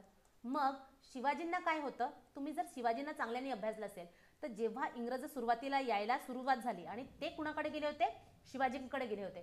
शिवाजींनी इंग्रजांना हडकावून लावलं होतं, आपल्या दरबारामध्ये उभं केलं नव्हतं. त्याचबरोबर जेव्हा मुघलांची सत्ता प्रस्थापित होत होती, त्याला देखील शिवाजींनी काय केला होता, विरोध केला होता. म्हणजे शिवाजींचा परकीयांना पहिलेपासून विरोध होता. तर जेव्हा उमाजींनी शिवाजींना आपलं काय मानलं, आपला गुरु मानलं, तर त्यांनी 2 गोष्टी पहिलेच सांगितल्या की आम्ही इंग्रजांना आपला शासनकर्ता मानणार नाही. दुसरी गोष्ट की शिवाजी काय करायचे, रयतेला जे गोरगरीब लोक आहेत, तळागाळातले लोक आहेत, त्यांना महत्त्व द्यायचे. तर उमाजींनी आपलं एम सांगितलं, ते म्हणजे काय की पहिलं, बाहेरच्या शासनकर्त्यांना इथे जागा नाही. दुसरं, तळागाळातल्या लोकांना आम्ही डोक्यावर उचलून पकडू. ठीक आहे. हे त्यांनी लावलं. आणि मग ही लेजिटिमेसी घेण्यासाठी त्यांनी आपल्या समोर काय लावलं, राजे. कारण की आपण महाराजांना देखील, आपल्या शिवाजी महाराजांना देखील राजे शिवाजी महाराज म्हणायचो. तर ही संज्ञा लावून, आता ही संज्ञा लावून त्यांनी स्वतःवरती गर्व झालाय म्हणून लावली का? नाही. जेव्हा त्यांनी आपल्यावरती राजे हे लावलं, तर याचा अर्थ काय झाला की ते इंग्रजांना आता टोकाची टक्कर देऊ शकतात. म्हणजे राजे कोण आहेत, आम्ही लोक आहोत, तुम्ही लोक नाही, परकीय लोक नाही. जेव्हा सायकोलॉजिकल गेम खेळले जातात ना, इंग्रज जसा सायकोलॉजिकल गेम खेळत होते, तसाच उमाजी नाईक सायकोलॉजिकल गेम खेळण्याचा प्रयत्न करत होते. समजून घ्या तुम्ही, कळतंय? मग त्यांनी काय केलं की जो एक राजा काम करतो तो काय करतो, दरबार भरवतो. तशाच प्रकारे त्यांनी आपला दरबार भरवायला सुरुवात केली. त्याचसोबत गरिबांना दक्षिणा, एक राजा जे पण काम करतो आणि एका राजाचं जे काम असायला हवं, ते सगळे कामं कुणी सुरू केले, उमाजी नाईकांनी. का? कारण की हे कामं इंग्रज करत नव्हते. ठीक आहे. त्यांच्याबरोबर सर्व जातीचे लोक असेल, कारण की एका राजाचं काम तेच असतं. ठीक आहे. आणि त्यांनी अनेक कारस्थानं करून इंग्रजांना आव्हान दिले. ठीक आहे. आता तुम्हाला आतापर्यंत फक्त उमाजी नाईक लक्षात ठेवायचे होते आणि ते काय काय करत आहेत ते लक्षात ठेवायचं होतं. पण आता तुम्हाला एक व्यक्ती लक्षात ठेवायचा आहे, तो म्हणजे HD रॉबर्टसन. कारण की काय होतं ना मुलांनो, आयोग कसा प्रश्न विचारतो, आयोग असं टाकून देईल की उमाजी नाईकांचा बंड मोडून काढण्यामध्ये कुठले कुठले इंग्रज अधिकारी सामील होते, असा प्रश्न येईल. म्हणून HD रॉबर्टसन लक्षात ठेवा. तर मग हे सगळ्या गोष्टी होत असताना इंग्रजांना कळून चुकलं, जर या व्यक्तीला आपण थांबवलं नाही तर काय होईल, महाराष्ट्रामध्ये आपली सत्ता चालू ठेवणं हे आपल्याला काय जाईल, प्रॉब्लेमॅटिक जाईल. म्हणून त्यांनी 1827ला काय केला, एक जाहीरनामा काढला पुण्याच्या कलेक्टरनी. आणि त्यांना पुण्याच्या कलेक्टरकडे सॉरी मी थोडी ऑफ द ट्रॅक गेली. पुण्याच्या कलेक्टरकडे आता यांचं काय झालं होतं, यांचं जे कद आहे ते मोठं झालं होतं. त्यांनी HD रॉबर्टसनकडे काही मागण्या केल्या. त्या मागण्या काय होत्या की तुम्ही याच्या आधी काय करत होते, ते आपल्या उमाजींवरती खूप सारे काय करत होते, इनाम ठेवत होते. तर या इनाम ठेवण्याच्या जागी रामोशींनी, आपल्या उमाजींनी काही मागण्या HD रॉबर्टसनकडनं करवल्या. त्या कोणत्या, की जे अमृता रामोशी आहेत, विनोबा आहेत, हे काय होते, इंग्रजांच्या तुरुंगानामध्ये होते. तर त्यांनी म्हटलं त्यांना तुम्ही पहिले मुक्त करा. ठीक आहे, रामोशांची परंपरागत वतने परत करा आणि पुरंदर व इतर ठिकाणी असणाऱ्या रामोशांच्या वतनाला इंग्रजांनी हात लावू नये, अशा 3 मागण्या केल्या. म्हणजे हे जर तुम्ही केलं तर हे जे आम्ही बंड करतोय, इकडे तिकडे तुम्हाला त्रास देतोय, कारस्थानं करतोय, ते काय करू, आम्ही बंद करू. आता जे इंग्रज होते त्यांनी इथेच उमाजी नायकांच्या मागण्या मागून टाकायला पाहिजे होत्या. कारण की मग हे हळूहळू जे छोट्या लेवलला जे बंड आहे ते कधी एक विक्राळ रूप घेईल हे इंग्रजांच्या लक्षात पण येणार नाही. 1-2 वर्षांची गोष्ट आहे की हे छोटंसं बंड, हे छोटे छोटे कारस्थानं एका विक्राळ बंडामध्ये काय होत आहेत, कन्वर्ट होत आहेत.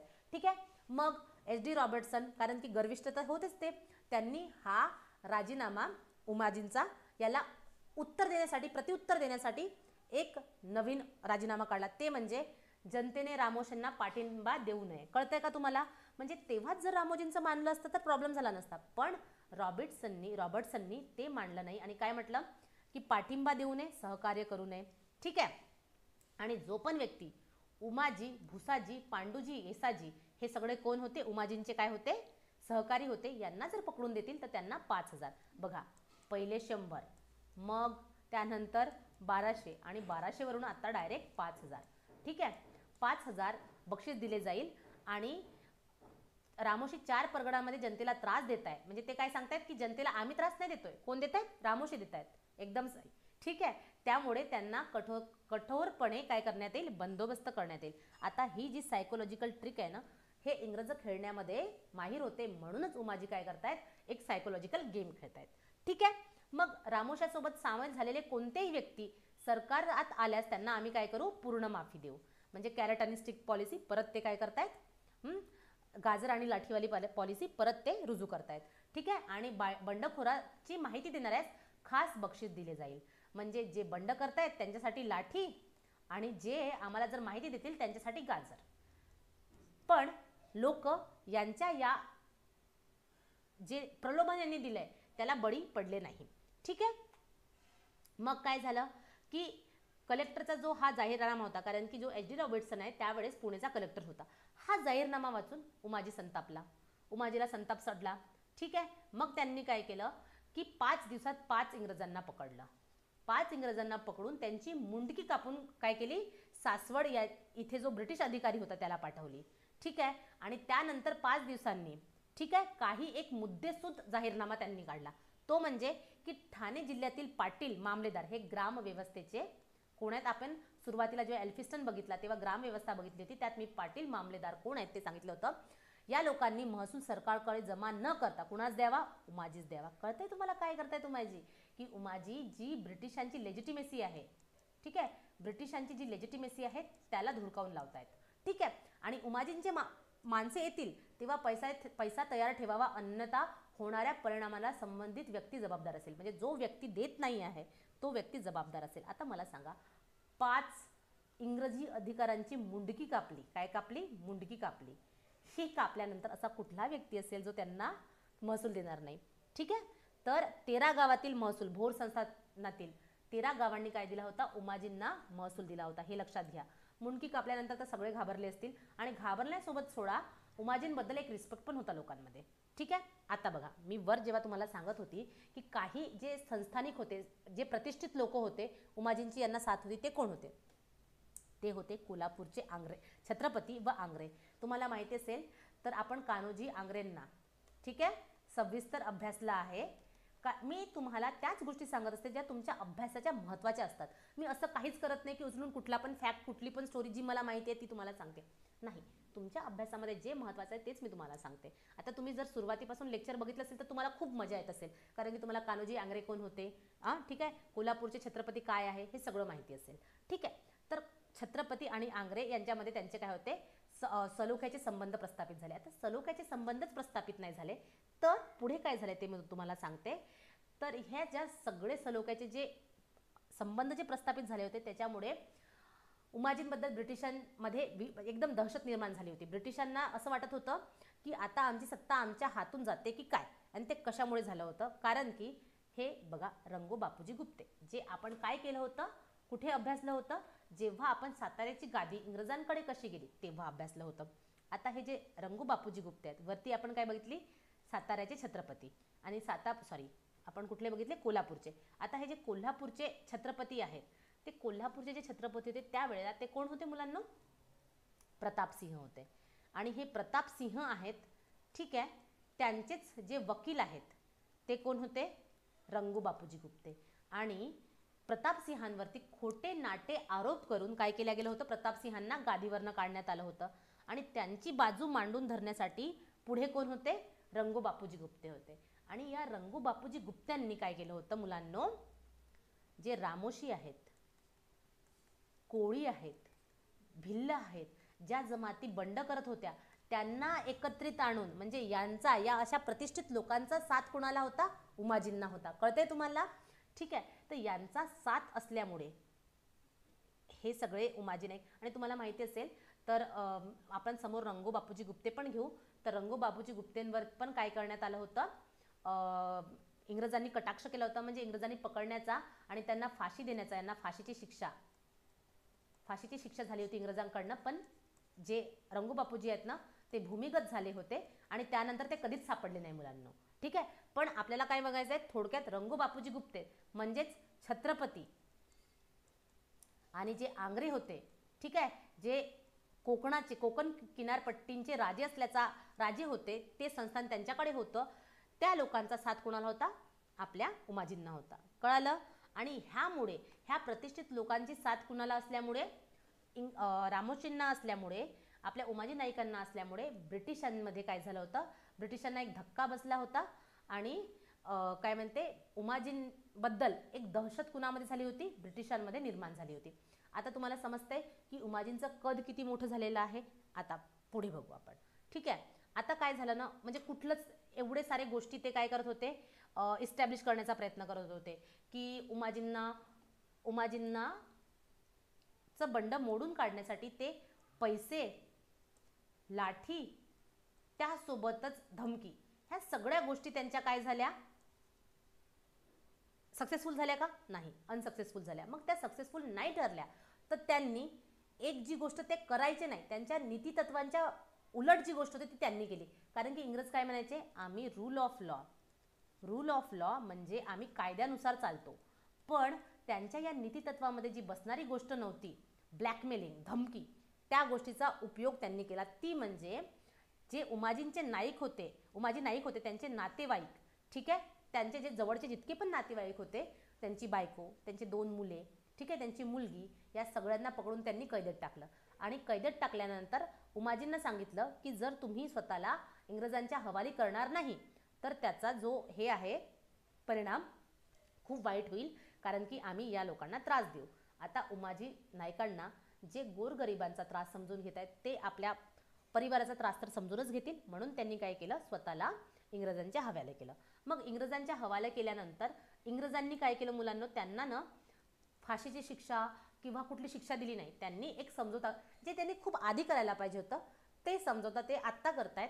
ठीक आहे, आणि त्यांनी आपल्या परिवाराखातर आपल्या स्वतःला त्यांच्या इंग्रजांच्या स्वाधीन केल्यानंतर इंग्रजांनी काय केलं, त्यांना म्हटलं की तुम्ही एक काम करा, तुम्ही आमच्या नोकरीवरती राहा. स्वतःच्या नोकरीवरती ठेवलं, समजूतदारपणा घेतला आणि उमाजीला सजा न देता स्वतःच्या नोकरीवरती ठेवलं आणि म्हटलं की जो पुणे आणि सातारा भाग आहे त्याच्यामध्ये तुम्ही शांतता टिकवा. ठीक आहे, कारण की आता हे इंग्रज हे का करतायत, कारण की उमाजींची जी प्रतिष्ठा होती या भागामध्ये भरपूर होती आणि हे उमाजींना शक्य होतं त्या भागामध्ये शांतता टिकवणं. पण इंग्रजांनी परत एक चुकी केली. ती म्हणजे कोणती? की जिचे जे 13 गाव होते त्याचा महसूल होता तो उमाजीला म्हणायचं होतं की तो महसूल मला भेटत राहावा. पण इंग्रजांना म्हणायचं होतं की नाही, तुमची जी नोकरी आहे त्याचा तेवढा पगार तुम्हाला मिळेल, पण हे जे 13 गाव आहेत भोर संस्थानातील त्याचा महसूल आम्ही हे करू. याच्यावरून काय झाले, खटाव झाले आणि इंग्रजांनी उमाजींना काय केलं, कैद केलं. पण इंग्रजांच्या कैदेतून परत उमाजींनी काय केली, स्वतःची सुटका करून घेतली. आणि सुटका केल्यानंतर त्यांनी काय केलं, सुटका करून घेतल्यानंतर परत रामोशांना एकत्र केलं आणि खूप साऱ्या दंगली घडवून आणल्या. म्हणजे आता इंग्रजांना वाटलंय की आपल्याकडे कुठलाच मार्ग उरला नाही.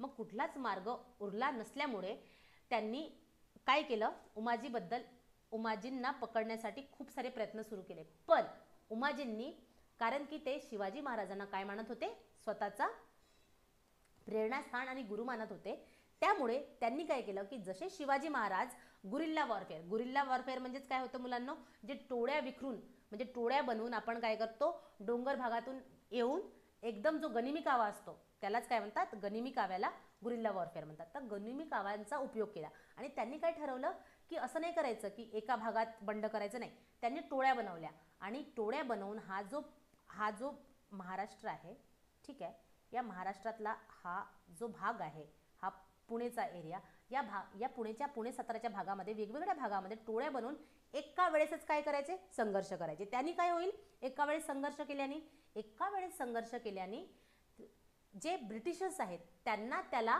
प्रतिसाद देणे, त्याला उत्तर देणे पॉसिबल होणार नाही. ठीक आहे. तर हे सगळे प्रकारच्या दंगली घडवून आणू लागले आपले उमाजी. आणि काय करायचे, ते रयतेला त्रास देत नव्हते. इंग्रजांविरुद्ध काय करत होते, संघर्ष करत होते, पण रयतेला त्रास देत होते का, नाही. पण त्यांच्याकडनं ते फक्त भाकरी मागून भूक भागवायचे. म्हणूनच त्यांना रॉबिन हुड सोबत कंपेअर केल्या गेल्या आहे. आता हे बंड खूप मोठं झालं होतं आणि इंग्रजांच्या नाकीनऊ आलं होतं, म्हणून त्यांनी अलेक्झांडर आणि मॅकिंटॉश, आता पहिले आपण काय बघितलं, रॉबिन्सन, दुसरं काय, अलेक्झांडर आणि मॅकिंटॉश, हे नावं लक्षात ठेवा कारण की याच्यावरती प्रश्न येतात. ठीक आहे. आणि यांच्यावरती काय केलं, यांच्यावरती जबाबदारी टाकली यांना पकडण्याची. आणि मांढरदेवच्या ज्या डोंगर रांगा आहेत तिथे संघर्ष सुरू झाला, परंतु उमाजी यांच्या हाती आलेच नाही, कारण की गनिमी काव्यामध्ये जसे आपले शिवाजी महाराज चपळ होते तशाच प्रकारे उमाजी नाईक देखील चपळ होते आणि शरीराने धष्टपुष्ट होते. ठीक आहे. मग काय झालं, जो पुणेचा पहिले कलेक्टर होता HD रॉबर्टसन, त्याची बदली झाली आणि दुसरा आला जॉर्ज जिरबन. आतापर्यंत आपण 4 इंग्रजी अधिकारी बघितले. पहिला रॉबर्टसन, दुसरा अलेक्झांडर, मॅकिंटॉश आणि जॉर्ज जिबन. ठीक आहे. तर जॉर्ज जिबननी जाहीरनामा काढला. काय काढला, जाहीरनामा काढला. त्यात घोषणा होत्या की उमाजी, ठीक आहे, भुसाजी, येशाजी आणि कृष्णाजी यांना जे लोक पकडून देतील त्यांना 5,000 रुपये रोख रक्कम व 200 बिघे जमीन दिली जाईल. 200 बिघे जमीन भरपूर होते मुलांना. ठीक आहे, जर पकडून देतील तर. आणि जे फक्त बातमी देतील त्यांना 2,500 रुपये आणि 100 बिघे जमीन. कळतंय तुम्हाला. आणि प्रत्यक्ष बंडात जर कोणी व्यक्ती सामील आहे आणि त्यांनी जर माहिती पुरवली तर त्याला हे बक्षीस तर मिळेलच, पण त्याचे सर्व गुन्हे काय करतील, माफ केले जातील. पण आता ह्या वरील हे आहे ना, याचा पण काही उपयोग झाला नाही. एकाही व्यक्तीने उमाजीबद्दल माहिती दिलेली नाही. मग उलट कलेक्टरच्या जाहीरनाम्याला, तुम्हाला कळतंय का, कलेक्टर जाहीरनामा काढतोय त्याला उमाजी प्रत्युत्तर देत आहेत. मग परत ते लोक काय करतात, एक जाहीरनामा काढतात. हेच सुरू आहे. तर मग उलट या जाहीरनाम्याला उत्तर देण्यासाठी परत एक जाहीरनामा काढला, ते म्हणजे दिसेल त्या युरोपियनना काय करा, तुम्ही ठार मारा. ठीक आहे. आणि जे वेतन आणि तनखे इंग्रजांनी बंद केलेले आहेत त्यांनी जर उमाजी सरकारला, कळते स्वतःला राजे आणि सरकार का म्हणत आहेत उमाजी, जर असे 2-3 उमाजी महाराष्ट्रामध्ये आले असते तर जी सत्ता कुणाच्या हातामध्ये गेली, इंग्रजांच्या हातामध्ये गेली होती ती 10 ते 30 वर्षामध्ये, 10-20 वर्षामध्येच आपली परत आली असती. ठीक आहे. पण आपल्याला एकवटण्यापेक्षा तुटण्यामध्ये मजा येते. ठीक आहे. तर त्यांनी उमाजीच्या सरकारला पाठिंबा दिला तर ती वतने तनखे आपण काय करू, परत मिळवू. जसा ब्रिटिश सरकार एक सायकोलॉजिकल गेम खेळतोय तसाच गेम उमाजी पण खेळतायत. ठीक आहे. मग कंपनीच्या सरकारने काय केलं, पायदळ आणि घोडदळ, ठीक आहे, यांचे जे काही नियम असायचे ते धुडकावून लावावेत. ठीक आहे. अन्यथा आपल्या सरकारची शिक्षा भोगण्यास तयार राहावे. म्हणजे कंपनीने काही जे चोर लुचक्के लोक आहेत, दरोडे आहेत, त्यांच्यासाठी पायदळ आणि घोडदळातील काही कंपनीचे नियम काढले होते. तर त्यांना धुडकावून लावण्याची हे कोण करतायत, धुडकावून लावावे अशी घोषणा कोण करतायत? उमाजी. ठीक आहे. कोणत्याही गावाने इंग्रजांना महसूल देऊ नये, अन्यथा या गावाचा काय केलं जाईल? उद्ध्वस्त केलं जाईल. आणि या जाहीरनाम्यानंतर उमाजीने पुणे, सातारा, सांगली, कोल्हापूर, सोलापूर, अहमदनगर, मराठवाडा भागात दंगे घडवून आणून इंग्रजांना हैराण केले. साधारण 7 महिने तरीही इंग्रजांना उमाजीच पकडता आले नाही. मग याच्यानंतर इंग्रजांना कळालं की हा व्यक्ती काही छोटा नाही, या व्यक्तीला जर आपल्याला पकडायचं आहे तर आपल्याला एक काय करावं लागेल? बलाढ्य रक्कम ठेवावं लागेल. तर त्यांनी त्या 5,000ला डायरेक्ट 10,000 केलं आणि 400 केलं आणि माहिती देण्यासाठी 5,000 आणि 200 केलं. मग हे इतकं मोठं जे लालच होतं, त्या लालचामध्ये बळी जाऊन त्यांच्या जे जवळचे लोक होते ते होते काळू व नाना. ठीक आहे. यांनीच उमाजींचा विश्वासघात केला. मी सुरुवातीलाच सांगितलं की आपल्या भारतीयांचा विश्वासघात केला, नाही तर इंग्रज कधीच आपल्या भारतामधून गेले असते आणि इंग्रजांचं साम्राज्य कधी भारतामध्ये प्रस्थापित झालंच नसतं. पण आपल्याला सवय आहे आपल्याच व्यक्तीला, आपल्या महाराष्ट्रामध्येच बघा ना, महाराष्ट्रामध्ये एका पार्टीतील लोक कसे धोके देऊन जातात. ठीक आहे. चला आपण टॉपिक कडून जाऊ नये, म्हणजे इकडे तिकडे जाऊ नये. चला, तर त्यामुळे मुळशीजवळ आवळस इथे यांना पकडवून दिलं आणि उमाजींना काय करण्यात आलं? इंग्रजांच्या स्वाधीन करण्यात आलं. ठीक आहे. आणि आता कारण की इंग्रजांनी त्यांना सरकारी नोकरीमध्ये पण रुजू करण्याचा प्रयत्न केला होता आणि त्यानंतर उमाजीची ख्याती आणि त्यांना हे कळून चुकलं होतं की उमाजी महसूल त्यासोबतच त्यांचे जे व्यवस्था आहे, प्रशासन व्यवस्था, त्याला धुडकावून लावत आहेत. त्यामुळे दुसरी कुठली ही न देता, काय म्हणतात त्याला, दुसरी कुठली पण कैद न देता किंवा दुसरा कुठला पण शिक्षा न देता त्यांना डायरेक्ट फाशीची शिक्षा दिली आणि त्यांना 3 फेब्रुवारी 1817 ते 34ला फाशी देण्यात आली. सोबतच त्यांचे सहकारी जे होते त्यांना पण फाशी देण्यात आली. आणि असं म्हणतात की फाशी दिल्यानंतर त्यांचं जे शव आहे ते 3 दिवस झाडावरती लटकवण्यात आलं आणि लोकांना दाखवण्यात आलं की आम्ही किती क्रूरपणे कुणाला मारलंय, आम्ही उमाजींना मारलंय. सो दॅट असा परत उमाजी जन्माला यायला नको यासाठी खूप अमानुषपणे त्यांना शिक्षा देऊन त्यांचं प्रेत तिथे लटकवण्यात आलं होतं. ठीक आहे. आता काय झालं? पण आम्ही मराठी माणसं लगेचच कसे जागेवरती येऊ? कारण की आमचे राईट्स तुम्ही घेताय, अधिकार. तर उमाजी नाईकच्या मृत्यूनंतर राजे उमाजी नाईक, ठीक आहे, राजे उमाजी नाईक यांच्या मृत्यूनंतर त्यांच्याच कुळातले कोरेगावमधील दौलतराव नाईक यांनी रामोशांचं काय केलं? नेतृत्व केलं. आता हा तो वेळ होता की 1857ची क्रांती काय झाली होती? घडून गेली होती. आपण उमाजी नाईकांचं काय बघितलं? 1824 पासून सुरू झालं तर 1834ला त्यांना काय भेटला? मृत्यूदंड मिळाला. ठीक आहे. तर 1857ला काय झालं? बंड झाला. त्यानंतर दौलतराव नाईक यांनी जी रामोशांचा जो हे आहे नेतृत्व ते आपल्या हातामध्ये घेतलं आणि 1876ला म्हणजे 1876ला काय झालं? महाराष्ट्रामध्ये खूप मोठा दुष्काळ पडला. जनता अन्नान्य होऊन गेली होती आणि मृत्युमुखी पडत होती. पण या 1857च्या क्रांतीचा सूड काढण्यासाठी इंग्रजांनी सहकार्य केलं नाही. ठीक आहे. कारण की इंग्रज आपले फक्त शोषण करण्यासाठी आले होते. तर त्यांनी कुठल्याही प्रकारचं काय केलं? जनतेची पर्वा केली नाही. जनता क्षण मरत होती. त्यांना अन्नाचं एक कणही मिळत नव्हतं, पण इंग्रजांना काही दया येत नव्हती. मग त्याच्यामुळे जे वासुदेव बळवंत फडके होते त्यांना पण आपण अभ्यासणार आहे डिटेलमध्ये. त्यांचा फोटो बघून घ्या तुम्ही. जे वासुदेव बळवंत फडके होते यांनी एक जाहीरनामा काढला. हे 1857च्या बंडामध्ये देखील सामील होते. ते बघूच पुढे.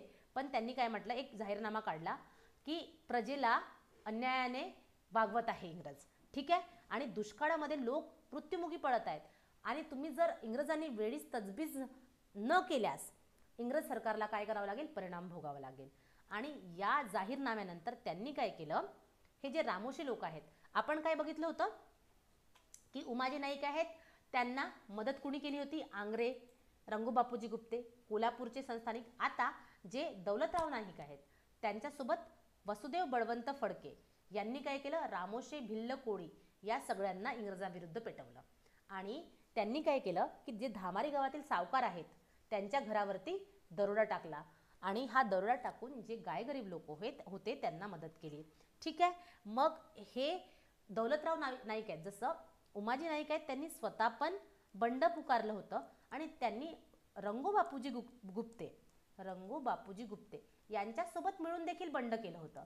तसेच जे जे दौलतराव नाईक आहेत त्यांच्यासोबत मिळून वासुदेव बळवंत फडके, ठीक आहे, यांनी काय केलं, बंड पुकारलं. आता या बंडाला मोडून काढण्यासाठी एक मेजर डॅनियल होते, यांची नियुक्ती करण्यात आली आणि मेजर डॅनियल आणि दौलतराव नाईक यांच्यामध्ये चकामकी होऊ लागल्या आणि अशाच एका चकामकीमध्ये दौलतराव नाईक यांचा जीव गेला. असं म्हणतात, जेव्हा यांचा जीव जात होता तेव्हा त्यांनी वसुदेव बळवंत फडकेंसाठी एक निरोप पाठवला. तो म्हणजे की महाराज, मी चाललोय, पण लक्ष असू द्या, आमचे जे रामोशी आहेत मागे पुढे स्वतःच्या स्वार्थासाठी तर दरोडे घालत नाहीत ना, असं तुम्ही लक्ष असू द्या. ठीक आहे. असं करत करत काय म्हणते, रामोशांचे जे दौलतराव नाईक आहेत ते या जगातून त्यांनी निरोप घेतला. कळालं तुम्हाला की उमाजी नाईकांनी काय केलं.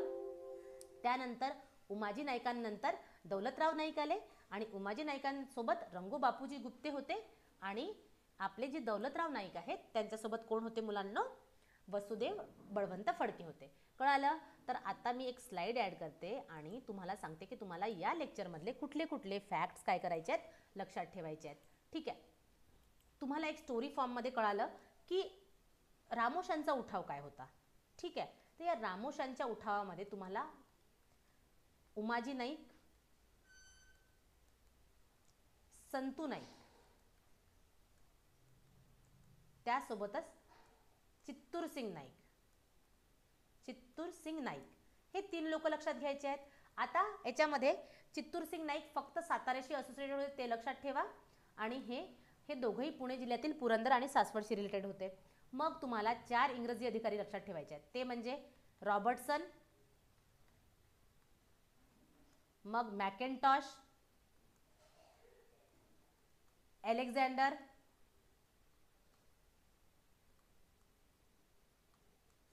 आणि जॉर्ज जिबन. बघून घ्याल इंग्लिशमध्ये, मराठीमध्ये लिहिताना थोडा प्रॉब्लेम होऊन जातो. हे 4 अधिकारी. त्यानंतर जे आणि यांच्यासोबत रंगो बापूजी गुप्ते काय होते, असोसिएटेड होते. हे उमाजी नाईकांसोबत होते. मग जे दौलतराव नाईक आहेत, ठीक आहे, ते दौलतराव नाईक जे आहेत उमाजी नंतर नेतृत्वात आले आणि त्यांच्यासोबत आपले वसुदेव बळवंत फडके असोसिएटेड होते. आणि जो मेजर डॅनियल आहे तो इंग्रजी अधिकारी, मेजर डॅनियल इंग्रजी अधिकारी हा असोसिएटेड होता. तर तुम्ही जर नोट्स बनवत असाल तर तुमच्या नोट्समध्ये फक्त एवढ्याच गोष्टी पाहिजे. रामोशांच्या उठावामध्ये तुम्हाला पूर्ण रामोशांचा उठाव नाही लिहायचा आहे, तुम्हाला रामोशांच्या उठावामध्ये याच गोष्टी माहिती पाहिजे. बाकी तर मी स्टोरी फॉर्मॅटमध्ये सांगितलेलं आहे. आणि लेक्चर झाल्यानंतर याची जी PDF आहे ती मी आमच्या टेलिग्राम चॅनलवरती जी आहे प्रबुद्धा 15 त्याच्यावरती काय करेल, अपलोड करून देईल. ठीक आहे. थँक्यू. याच्या पुढचं लेक्चर आपण लगेचच घेऊन येऊ. टेन्शन नका घेऊ, त्या लेक्चर आणायला उशीर होणार नाही. ठीक आहे. चला, थँक्यू.